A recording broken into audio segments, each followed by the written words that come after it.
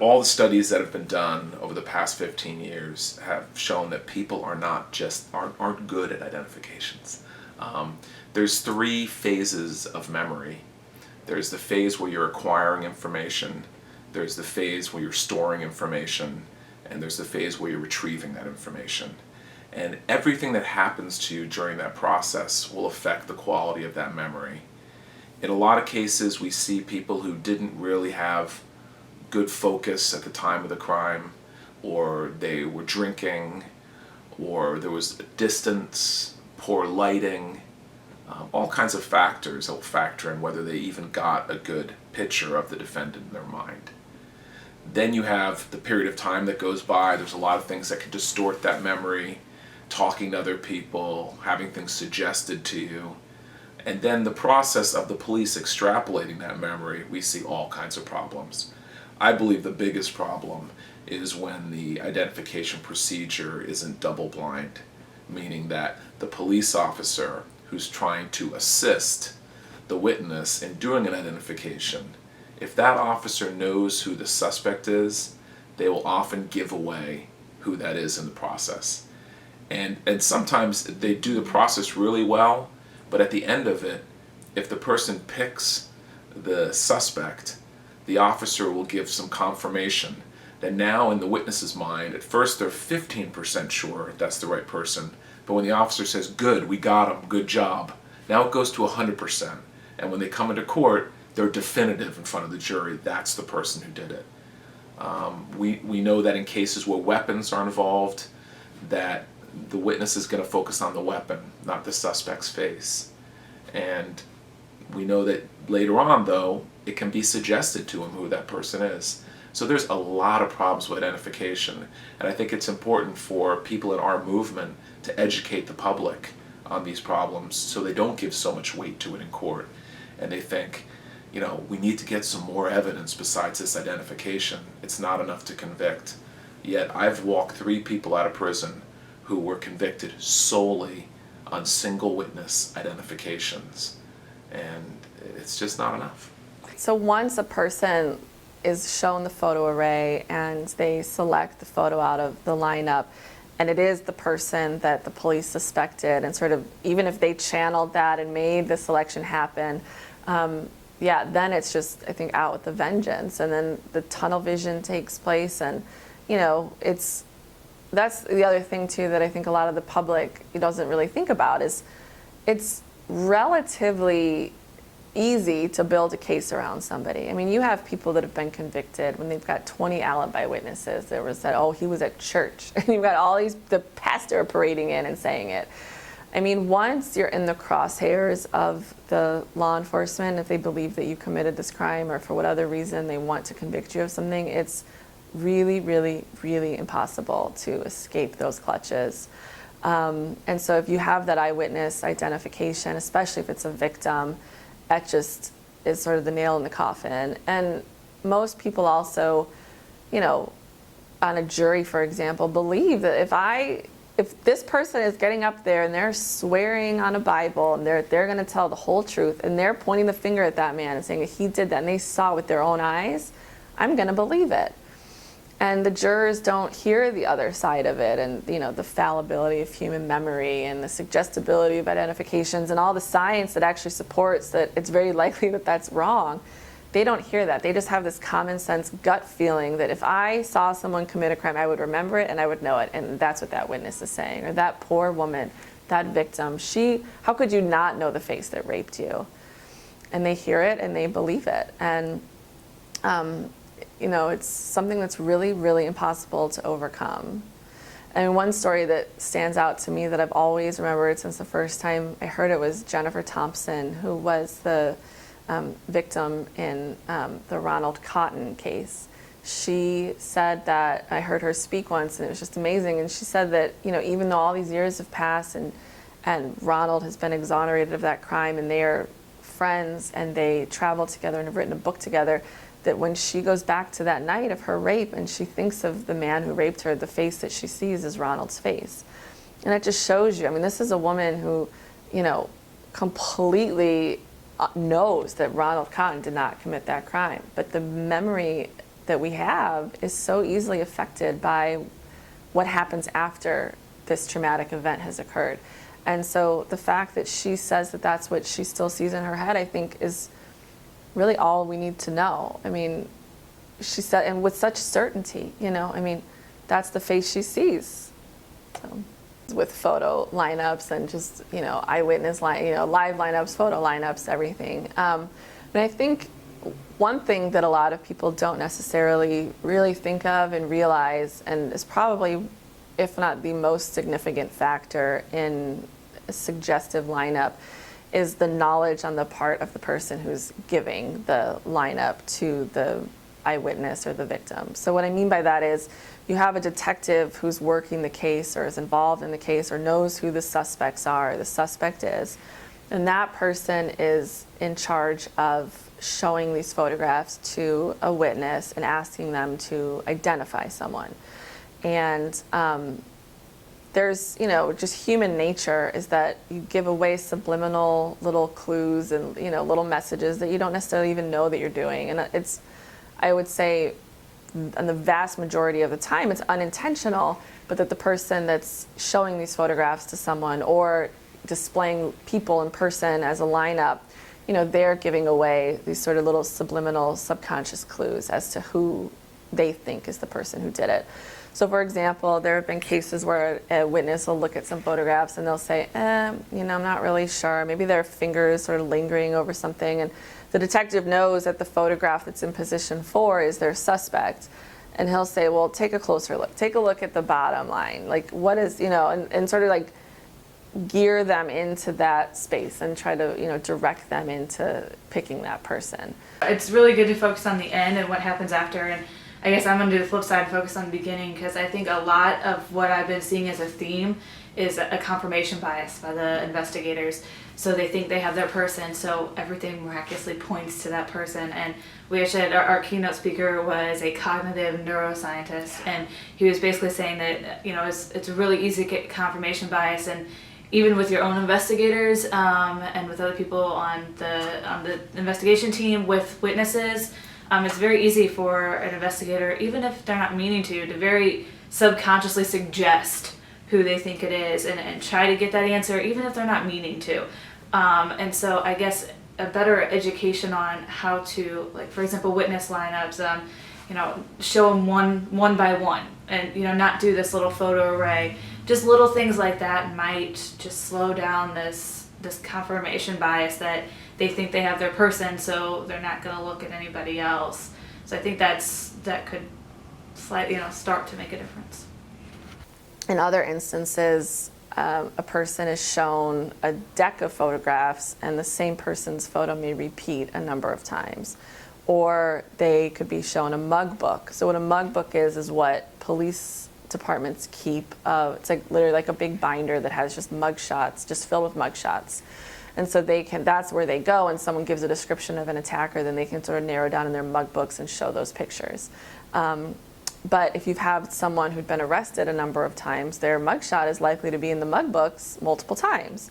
And they'll have different hairstyles and different, you know, potential outfits or looks, but it's the same face that you're seeing. And so the more times you see that face, the human brain is, you know, you get the impression in your brain, and it sort of builds and builds. And then combine that with some suggestiveness on the part of the person giving you the lineup, it's very easy to pick that person. An improper ID procedure tends to sort of ensnare people that are the usual suspects. So, you know, your photo's in a mug book because you've been arrested for something. It doesn't mean you've necessarily even been convicted of something, but, you know, that pool of people is much more likely to be wrongfully convicted because their photographs are in the mug books. Some kid who's 18 years old who, you know, makes a stupid decision and a stupid choice and, like, you know, snatches the lady's purse on the street corner, doesn't hurt anybody, but he gets arrested and he's got a conviction for that. Then a year later, some woman is in that same corner, a man pushes her down the alley and rapes her and steals all of her things, gives that description. Based on where that crime happened and very little else, the police are very likely to pull that kid's picture out of the mug book and show it to her and say, is this the person that did this to you? And depending on, what the person looks like, or they could look very much alike or not alike at all, and different factors can come into play, and this kid could get wrongly convicted of that, just sort of bad luck and wrong place, wrong time, and bad choices. In our project, bad identifications has been the #1 problem, and particularly cross-racial identifications. California is a very racially diverse place, and half of our exonerations have been convictions as a result of a cross-racial identification. When the witness is of a different race than the suspect, there's great difficulty in making those identifications. And this is a difficult thing to educate juries on because it sounds racist. It sounds like, well, everybody looks the same, and people are defensive about that. People don't all look the same to me. But it's really based on your level of exposure, whether you can distinguish well within a race. And I always use the example that I grew up in Puerto Rico, but I'm not Puerto Rican. My mother's British, my father's Australian, but they dumped me in a Puerto Rican high school. And I was the only gringo in my high school. So I'm good at identifying Puerto Ricans, because for years that's all I was around was Puerto Ricans, and it was based on my exposure. But I'm not particularly good at doing identifications, and I wouldn't be good at identifying other races because my level of exposure hasn't been as much. And that's what we have to kind of talk about, that this isn't about race, it's about our brains learn how to identify. And if our brains haven't had the maximum amount of exposure, they're not going to be as good at it. And so people are better at identifying people of their own race if that's what they've been around their whole life. Now, if they grew up in an environment where they never saw anyone of their own race, then they'd be better at identifying people of other races. But that's by and large not true. And these, cliches of they all look the same to me, there's some level of truth to that. When someone is looking at 6 photos in front of them and they're of a race that they haven't been exposed to consistently their whole life, it's hard to make distinctions. But back in August of 1984, it wasn't, I had no idea. I was 22 years old, and I had no idea that the life that I was about to enter into was going to have any problems. And I was a former Marine with no criminal record, no criminal history, 22 years of age, never been arrested for anything in my life, and my nightmare was about to begin. August 9th, 1984 at 2:45 a.m. Open up. It's the Baltimore County Police Department. We have a warrant for the arrest of Kirk Noble Bloodsworth. Open the door, please. I'm the one that goes to the door, and I opened the door. I had a pair of silk running shorts on, no shoes, no shirt. It was a hot summer in 1984. I can remember that much of it. It's when the air is so still and thick. I go to the door, and there's guns staring me in the face and flashlights pointing at me and pistols drawn like this. Step outside, Mr. Bloodsworth. You're under arrest for first-degree murder of Dawn Venice Hamilton, USOB. I stepped outside. They turned me around and read me my rights and handcuffed me and stuck me in a police car. And that was the last time I seen Cambridge, Maryland, where I grew up as a crab fisherman. The last description of the person seen with Dawn Hamilton was and is as follows: 6'5", curly blonde hair, bushy mustache, tan skin, and skinny. This composite sketch was done by 2 of the main witnesses in the case, an 8 and a 10-year-old boy. This is what they call an identikit. It's made by Disneyland. You have 25 eyes, ears, noses, face lines, jaw lines, hair lines, and so forth, and mustaches.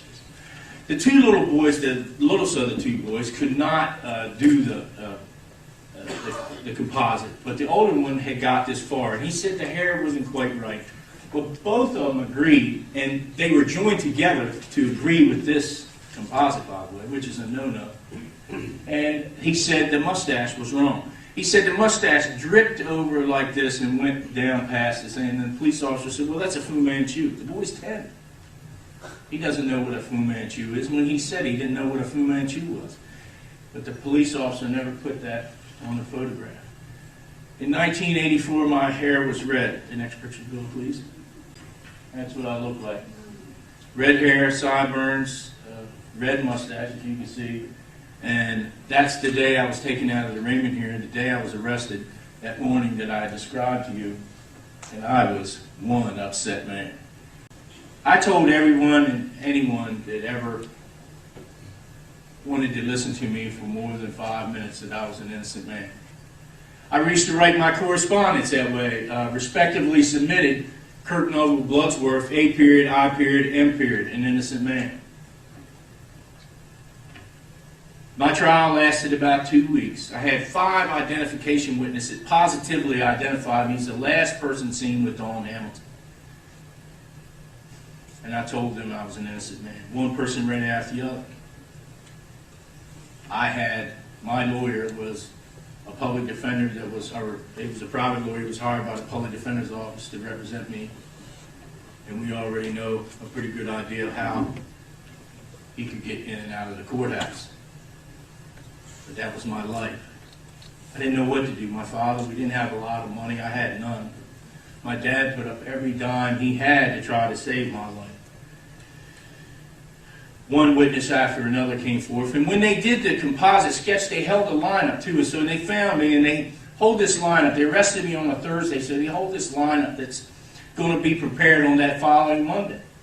So they call all the potential witnesses in the case and say, we're going to have a lineup on Monday. Don't come watch television because we've arrested the suspect. By the way, his name is Kirk Bloodsworth. Don't watch TV. They watched me all weekend on television. Then had a lineup on that Monday. The funny thing was is that the 2 little boys in the case never identified me in the lineup until 2 weeks later. And they said they made a mistake. It was really number 6. And they both rode home in a police car together that day. You know, I don't know, but I read something some time ago by a man, he's a pretty smart fellow, his name was Albert Einstein. And he said that memory is deceptive because it's colored by today's events. And I think with everything going on and all the stuff they were telling the children and the way they conversed with them, the result was they pointed the finger at me. Now, Dawn Hamilton was a 9-year-old little girl. She woke up on July 25th at about 10 o'clock in the morning. She had sleepover friends that stayed at her house that night before. And they watched The Facts of Life on TV. I know that show because I'm very old. They spent the night, they got up about 10:30 that day, and friends were getting tired, they want to go play hide and go seek. So Dawn and her friends go out the door to play hide and go seek.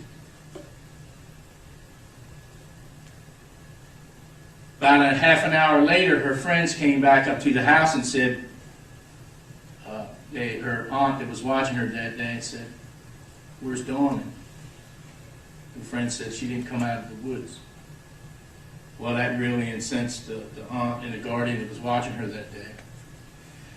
She called the police and called Dawn's father, Tom Hamilton, and they came in droves.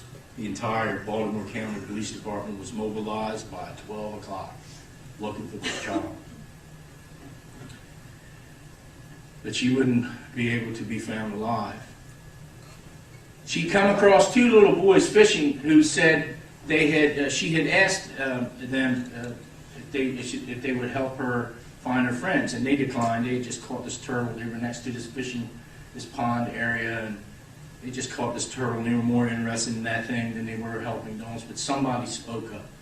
And that was a man on the rise of a hill area with the sun behind his head saying that he would help find her friend. And they walked off into the woods together. She was found 2:30 that afternoon lying face down in a pile of leaves. Her panties and shorts that were thrown and discarded in a tree nearby her body. And the ultimate horror placed upon her, her head was crushed with a rock. Her throat was stepped on with so much force that the sneaker imprint embedded into her flesh, and she was assaulted with a stick. That is what this honor to discharge former Marine was charged with, and they were seeking the death in my case. And most of us with any thinking, well, whoever did that deserves whatever they get. I had somewhat of that thought myself at times when I'd see things like that on the news. As a matter of fact, when the crime happened, we were watching the news on TV, my wife and I said the same thing. But it wasn't the real person sitting at the bar, it was me. And I tried to tell them that I was an innocent man, and nobody wanted to believe me. Nobody wanted to talk to me, and I became the most hated person in Maryland. The trial lasted about 2 weeks. People coming in and out and pointing fingers at me, saying it's me, except for the smallest of the two little boys. Never identified me in court in 2 trials. The prosecutor sitting there and said, "Don't be fooled by Mr. Bloodsworth, it's the monster. Remember what they said about the eyes." I didn't know what to do. My father spent everything he had. My mother just sat there holding a handkerchief and crying, and her son was pretty much condemned. The trial lasted 2 weeks, and after it was all said and done, after everybody had testified, the gavel came down on my life, and the sentence was death. The courtroom erupted in applause. "Give him the gas and kill us." They partied until 4 o'clock in the morning for my execution. And this was my life.